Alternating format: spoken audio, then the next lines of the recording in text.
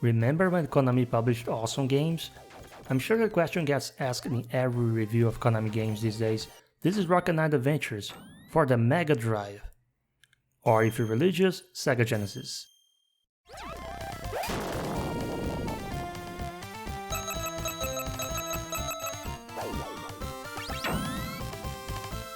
Every console of generations past has its best hits, a list of games that gamers associate with the system.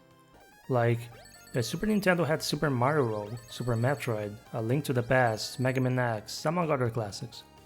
Those were not only beloved games but also titles that showcase what at the time was only typical of the console they were on. I always want to try Rocket Knight Adventures. This is a game that Mega Drive retro gamers and collectors always recommend.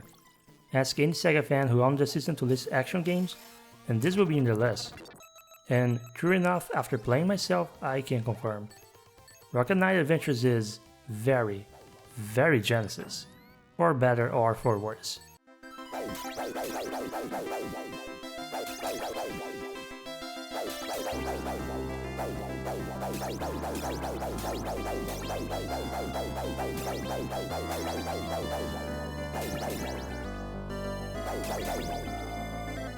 So I guess there's a plot. The game has no text, so let's check what the manual says. The world we're about to encounter is called Elhorn. It is a world of warriors, magic, and machinery. It is also the home of the kingdom of Zabulos. Zabulos is a kingdom with a long history. Its first king was Zabulos. Now, it is difficult to sort the ancient legends and myths from the facts. The prevailing belief is that Zabulos was a brave hero who fought a band of evil would-be invaders who, Okay, I'm sorry to all hardcore Rocket Knight Sparks lore enthusiasts out there, but I think I'll give this summary myself. Spoilers for a 30-plus-year-old 2-hour-long action platformer. You control Sparkster, an opossum in knight armor with a jetpack on his back. Sparkster's kingdom gets attacked by an army of evil pigs, and another Rocket Knight conspires with them to kidnap the princess, so we can have an evil Sparkster to fight. After possibly killing Dark Sparkster, rescuing the princess, and finding out the big boss Evil Pig was building an army of robot bodies because he lives inside a television, Sparkster destroys him, blowing up the Death Star and goes back to Earth, using an escape pod despite managing to fly and breathe just fine in space moments ago. After a happy homecoming, Sparkster flies off to reunite with other hundreds of retired Konami franchises. The story presented through set pieces during and between levels and gives you enough context to keep going. It reminded me a lot of how Sonic 3 and Knuckles presented their story. Personally, I thought Sonic was more interesting, but this one isn't bad. It's a lot more than what the typical mascot platformer did in that era, and it's definitely a lot more engaging than how Mario platformers were doing it. On a glance, it might look like an average side-scroller. It might even play like one for the most part. The mechanic that sets it apart from other games of the genre at the time should be immediately obvious though. Can you guess what it is? You guessed it! Armor stripping mechanics. You also have a jetpack, I guess, which is utilized really well. Mastering how to best use it pays off in how quickly you dispatch enemies and pass through chunks of a level. For the most part, the game doesn't expect a level of proficiency too soon, and apart from very obvious sections, you can traverse levels and defeat enemies with your regular moves and attacks. The level design is solid and doesn't overstay its welcome, with a surprising amount of variety in the flow and gimmicks, so it's fun regardless of how often you use the rocket in clever ways. Just make sure to remember, some of the rocket moves make you invulnerable to most attacks. This is practically required in some boss fights. Not everyone's going to like what this variety level implies. Rocket Knight Adventures changes the style of the level so often, I'm not too sure if it's correct to just label it as an action platformer, with how it mixes auto-scrolling shooting gameplay, vehicle stages, and some pure one-hit death platforming.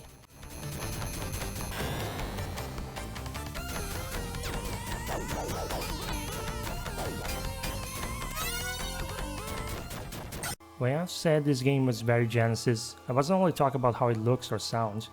Rocket Knight Adventures is very, very arcade-like in design. If the player never dies, it might take them less than 2 hours to complete it. It doesn't mean you'll beat it that quickly in your first try, it's a challenging game for sure. If you play the superior Japanese version of the game, this challenge is for the most part completely fair. If you pick the localized version, you have to deal with Konami's usual anti-rental nonsense. The game was definitely harder in the American version, and also more incomplete due to missing a better opening and missing chapter intro animations.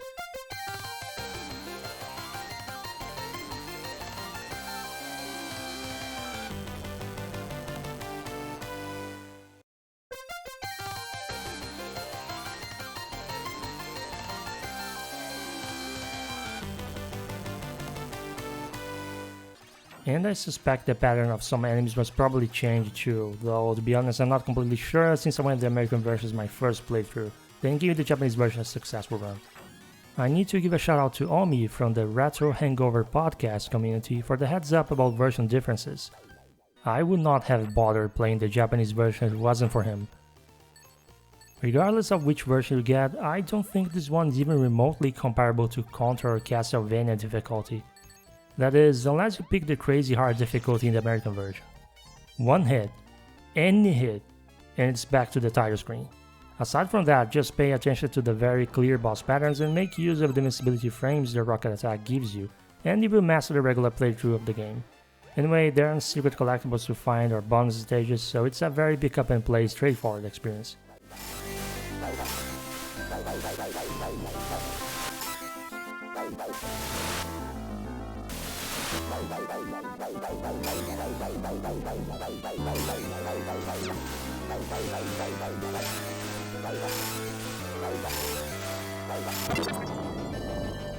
I found the music to be very hit or miss.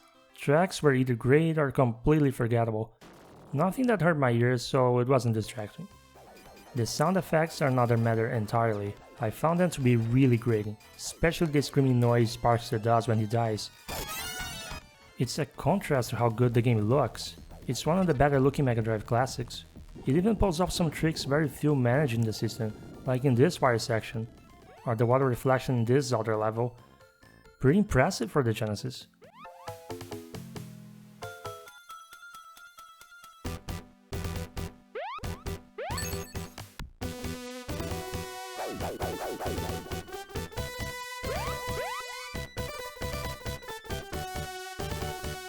I think I might still prefer Sparkster on the Super Nintendo, but Rocket Knight Adventures deserves the praise it gets from the retro community.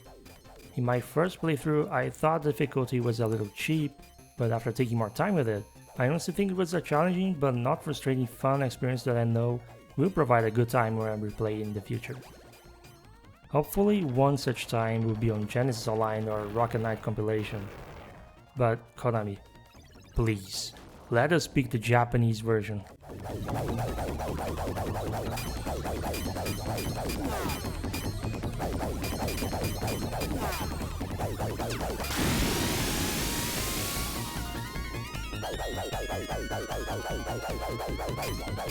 This review was my contribution to the monthly reviews of the Retro Hangover podcast review crew, which means I gotta rate it. Rocket Knight Adventures for the Sega Mega Genesis earns an 8 out of 10. Recommended to any retro gamer who likes a decent but not unforgiving challenge and action platformers.